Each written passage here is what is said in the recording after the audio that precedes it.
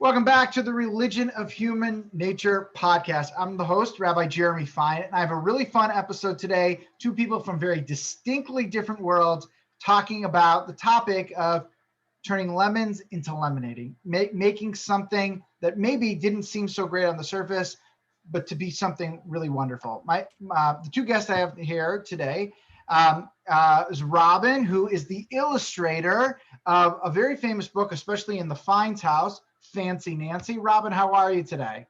I'm great. Thank you so much. Thanks for having me. Absolutely. My pleasure. And my second guest, someone I've gotten to know over the last couple of months, someone I grew up watching on television, Zach Gowen, former WWE superstar, but still wrestles on the independent scene, speaker extraordinaire. Zach, how you doing, my man? Rabbi, it's an absolute pleasure. Please do not share with me that you watched me as you were growing up. You're making me feel very, very old and self-conscious. Well, you got into wrestling relatively early, so I was older, but I still younger than I am now. Let's put it that way. Amen, brother. It's good to see you. Nice to meet you, Robin. You too. So, Robin, let's start with you. The first two questions are always focused on our guests, and then we sort of open up the question and answers. So, Robin, you're most well known for your illustrating, but that's not where you started, and you had an interesting road to getting there. So how did you work your way towards this career path, and what sort of obstacles did you face on the way? Right. Well, I'm now a children's book illustrator, and as you said, Fancy Nancy is this big book series that was turned into an animated television series, and so that's what it developed to. But I started out by being a professional ballet dancer till I was 30, hurt my back. Got married and went back to school, had some kids, then got divorced. And as I was trying to get into build an illustration career, I was a single mom, no child support, and just trying to believe in myself and get this going. Looking back on it, I don't know why I thought I could do that. Why did I think that I was going to be able to support myself and the kids on a children's book illustration career? But I did. I had just some blind faith and kept plugging away until it worked out, and it just did. Yeah, perseverance and staying with it has got to be part of the whole story. So, Zach, as I said, I watched you certainly on SmackDown. You were an inspiring story for anyone watching wrestling at that time, and still remain. What was it like going to WWE? I believe you were the first amputee, certainly in a major role that I can remember, and really being in there with Brock Lesnar and some of the biggest, baddest human beings in the world. How was that experience, and how did you feel during that? It was completely overwhelming, and let me just in both ways, right? In both a very positive way and a negative way as well. I just want to touch on what Robin said. Robin was a professional ballet dancer until 30, gets married, kids, divorce, and then starts this all brand new career, not affiliated or associated with her past at all. And I find that completely inspiring, because in this day and age, in 2021, and she did this before, obviously, she's been doing it for years, but literally you can do anything you want. Like, there's never been a better time to start a business or to explore a creative idea or turn a hobby into some sort of money maker and express yourself artistically that way, creatively that way. And also make a living at it. And I think that we should take a moment to recognize how awesome that is.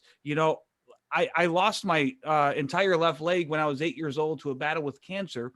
And I'm so grateful for that, right? Because they had to take my leg away in order to save my life. And it's been 30 years and I'm cancer free, and I'm able to be on Rabbi's podcast right now. And that, I think that's miraculous, and I'm grateful for that. But growing up, I didn't feel all that great about it. I felt different. I looked different. I didn't feel like I quite measured up. I was always on the outside looking in. But when the only relief I had from all of those emotions was when I got lost in the magic of professional wrestling. And Rabbi, you completely understand. Wrestling fans know when I talk about that. And it just became an absolute passion and obsession for me. I never thought I could make it to WWE. I just wanted to get in a ring, period. I didn't care where it was or who was how many people were in the audience. I just wanted to wrestle as bad as I wanted to breathe. And that passion that Robin talked about took me to incredible heights within the business, man. And looking back at the time, you can't appreciate it because it happened so fast and I was so young. But looking back, man, I'm absolutely blown away. Like you said, that I was able to be in the ring with Hulk Hogan, Vince McMahon, The Big Show, Matt Hardy, Brock Lesnar, you name it. And what an experience. And it's cool to share that with my boys now. My boys think I'm cool because I'm on YouTube. And that's a win for dad, So both of you have such stories of perseverance. And Zach, also you do more now than just wrestling. I know that. So, what is the secret to perseverance, right? What happens when you do get that lemon, and how do you turn it sweet and make it a blessing or into lemonade? I would say that I don't know that you can teach somebody to have that fight that Zach has, that passion, that need to just get up every day and push yourself forward. You can't teach someone that, but you can maybe just tell people, just keep working at it. I mean, I believe that it takes many years to get really good at anything, and you have to not get frustrated and give up and not take criticism. I mean, you have to be able to take criticism. You have to have a good attitude. You have to be able to work with people. I mean, all that stuff, but mostly it comes down to that work every day. And it took me 10 years to become a professional ballet dancer. Then the life was very short. I was only pro for 11 years and I couldn't do it anymore. And then I went back to school and it took me another 10 years to break into the publishing world and to really learn the medium. And so many people want something yesterday, especially these kids and they think, I have the talent and I just want it yesterday. You have to just keep at it, keep working every day. That's what I have to say about that. I don't know. I absolutely agree 1000%. I have a history of trying new things. And like you said, Robin, if I'm not good at it right away, then I just give up. And it's taken me a long time to understand that if I can't do something today, that does not mean that I won't be able to do it 2 weeks from now or 2 years from now. And it's that process of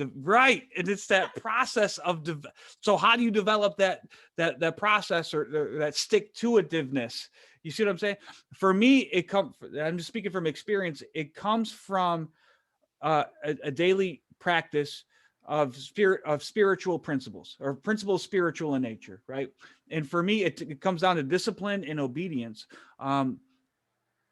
You can't own the day if you don't own the morning, right? So I have a morning routine, which includes making my bed every day, my prayers, devotional time, make a list of 5 things that I'm grateful for. And then I take a very ice cold shower. There's the benefits of cold showers are just amazing. I've been doing it since last March. I'm coming up on a year of cold showers every single day. And they're fantastic, man. I love it. But anyway, so I start my day out with 5 wins, right? Momentum goes both ways. It goes in a negative direction, obviously, but it can also go in a positive direction. And when you build momentum throughout your morning, I'm in a much better headspace to take care of what I need to take care of business-wise, family-wise. I can be present and I can be more useful to other people, which ultimately is my purpose, So for me, it comes down to, how do we respond to life? Because these bad things happen, these challenges happen, right? And if my responses to life are rooted in faith, rooted in love, rooted in service, rooted in self-care, then my responses to life will reflect that, and my life ultimately will reflect that. Yeah, I've heard actually, you're not the only person I've heard say the most important thing you can do for a good structured life is to make your bed in the morning. Like Amen. It's a huge win. I always thought that it was like, I do never make my bed in the morning, but I do start my day and try to have big wins. But making the bed is not that win. We're just playing different sports, Zach. So let's talk about what happens when other people sort of don't know your whole story. And both of you, because, to know Robin publicly is to know her as an illustrator. To know Zach publicly is to know him as a wrestler. So, and there's fame that comes with that. Your names are on very public industry type of things, whether it's a WWE network or whether it's books that are sold in every bookstore in the country. What happens when you meet people who sort of don't know that story? Are you able to teach and work that path in and help people with that inspiration? Or do you find that people just want to talk to you about what you're known for? I really, I go on book tours all the time. So I travel every time a book comes out. I travel around the country and talk to people all the time, kids and their parents.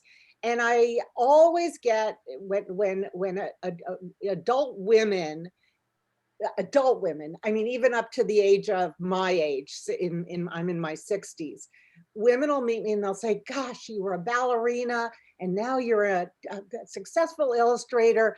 I want to be you when I grow up. I just, that's why I wore this tiara today, because not only did I go through, I always seem to like have to go to fight bigger battles than it seems like, like, really, is this going to happen to me? Like last year, I found out that I had breast cancer. So I had to go through chemo while COVID is happening, so I lost my hair. It all came back and it's now gray, and never had gray hair before.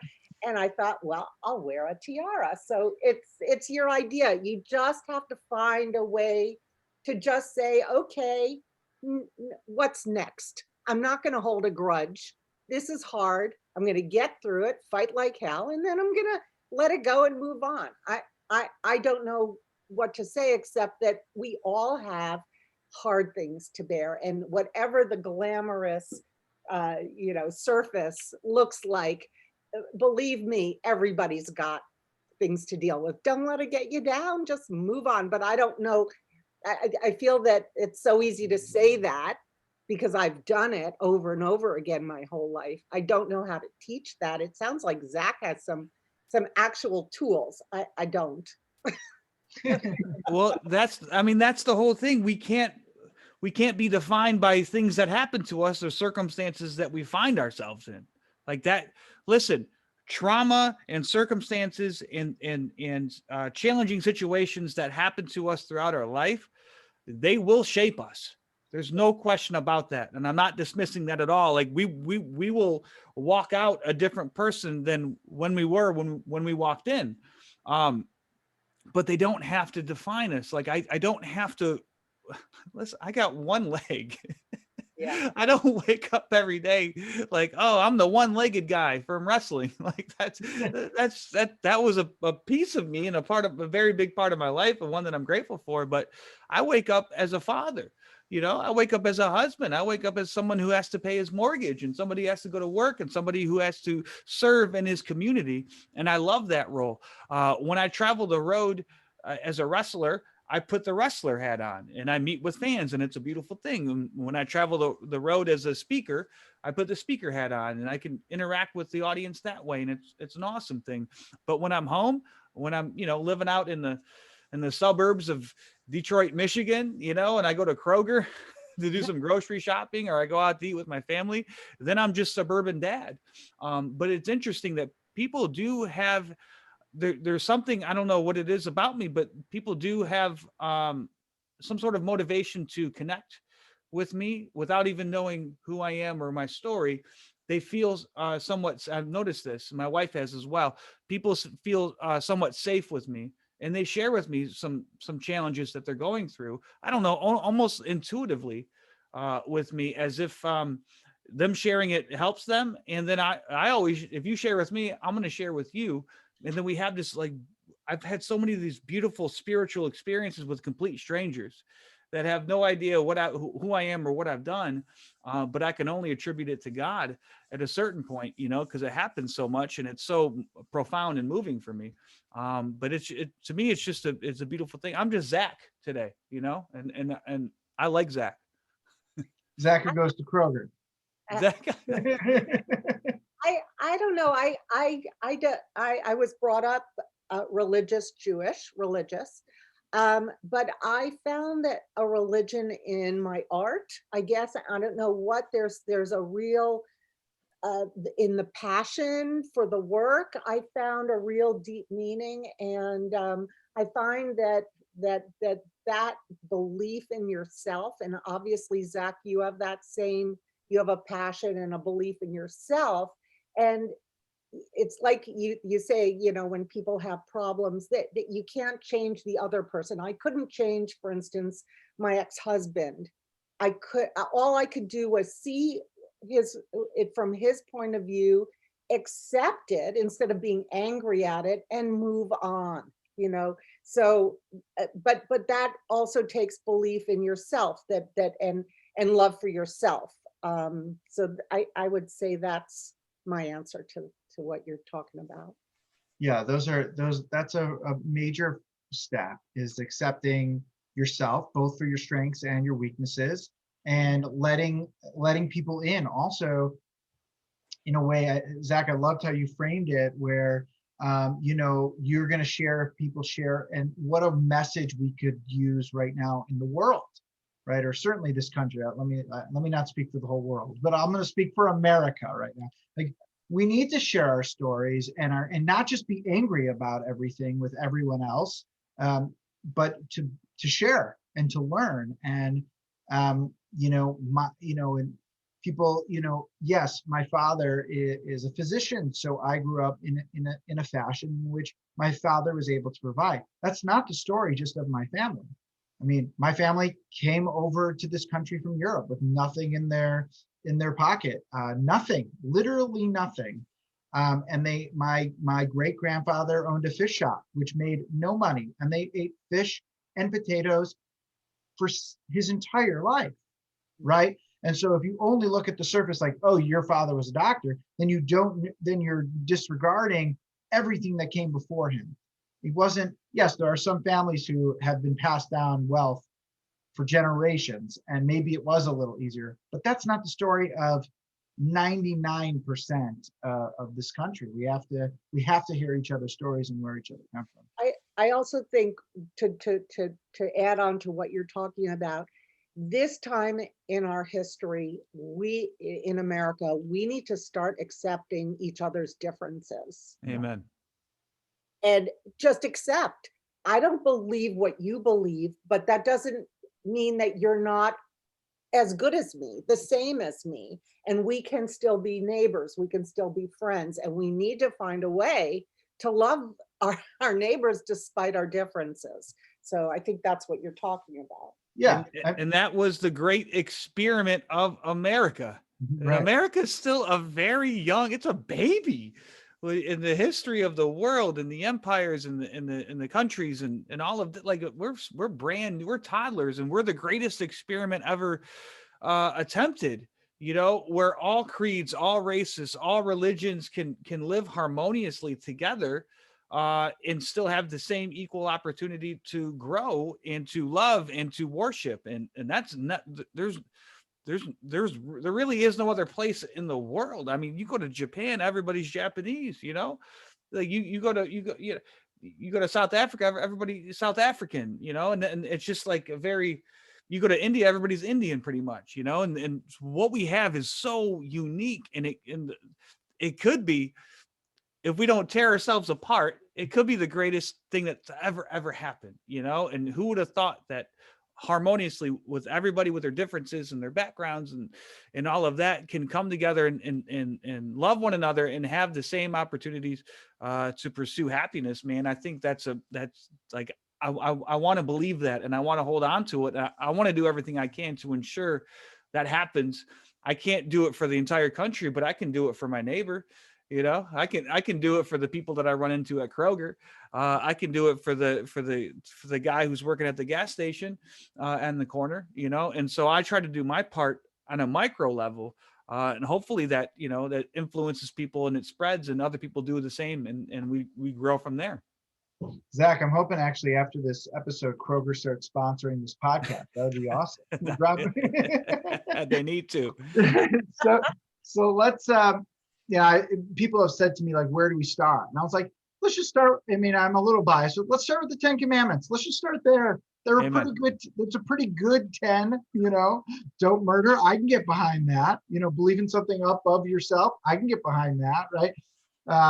So let's end this way. What's a lasting message you have for listeners about making the most of their situation? So let's say someone's a little down in the dumps right now, and you wanted to get them back on their feet. They're going to be listening to this. Even if we can help one person, you know, what's that first step you tell them to how to make the most of their situation? Either one of you, go ahead. For me, when I had lost my first career, I had danced my entire childhood. You know, I was a baby ballerina. I was 16 at American Ballet Theater. And then I lost all of that at 30, and I was at the lowest point of my life. And I went back to school. I think studying something, learning something, finding something that you love will jumpstart your life in a way. So that, but I believe in work. I believe in doing things, or giving back to your community, joining a community thing, something that you're helping other people is going to give back to you. So sitting in your room boo-hooing about yourself is I guess, you know, there are things you can do. Don't just sit around and feel sorry for yourself. Absolutely. I agree 1,000%. And Robin said, I believe in work. I love that. And not to get religious or biblical, but in the New Testament, in the book of James, it says that faith without works is dead. And that's something that I hold very, very true. We can believe in everything that we believe in, but if our actions don't indicate that we are somebody who believes in that, and then it's all for naught. You see what I'm saying? So it's that belief in work, and that's that getting up every day, head down, doing the next right thing, being of service to somebody else. For somebody in a tough spot, I can just relate my experience. My life was saved when I uttered the words out loud to another human being, I am scared, I don't know what to do, and I need help. And saying that phrase and asking that question opened up a door to a life that I never even knew was possible. So if you are struggling, if you're in the middle of it, if you feel hopeless, if you feel like nobody understands, just the simple act of connecting with another human being and asking for help, and then having enough humility to take direction based on somebody else's experience who has walked the path, could absolutely save your life and put you in a position to save other lives as well, and be the person that God intended for you to be when you were born. And that is, you know, I'm not trying to be motivational speaker or cliche. I'm just sharing my experience. So being able to reach out and ask for help is so important. I love it. I think both are great lessons. You know, I often say, you know, rely on the people that love you and that you love them, and use them as your mirror. That you can't always see things for yourself. It's important to build those networks, build community, and treat people with kindness, and it usually will be returned. I want to thank both of our guests. You guys want to plug anything? Websites, books, anything? Robin, you got any new books coming out? Actually, I have just completed my first ballet story that comes out this fall, called Grand Jeté and Me, and it's a ballet story that has a Nutcracker theme. So that's all I can say. Right. Looking forward to that coming out. Great. We'll look forward to that. And Zach, I know people can find you prowrestlingtees.com, right? Yeah, prowrestlingtees.com. If you want to buy a t-shirt, just search Zach Gowen. There's wrestling tours and there's speaking tours and all that. But here's what I want to plug. I want to plug my Facebook page. All right. It's just at Zach Gowen, all one word. And every Sunday I go live. I call it Zach Gowen Live. And what you see here is kind of looks like what we do. We show wrestling matches. We interact with the fans. We answer questions. It's somewhat motivational. It's somewhat cool for wrestling fans to tap into. Sometimes we dive into really deep subjects, but it's something that, because I've been stuck in my house since March, it's something as a creative outlet for me. And I like to think the shows are very entertaining, as well as you might get something out of it. So Facebook, Zach Gowen.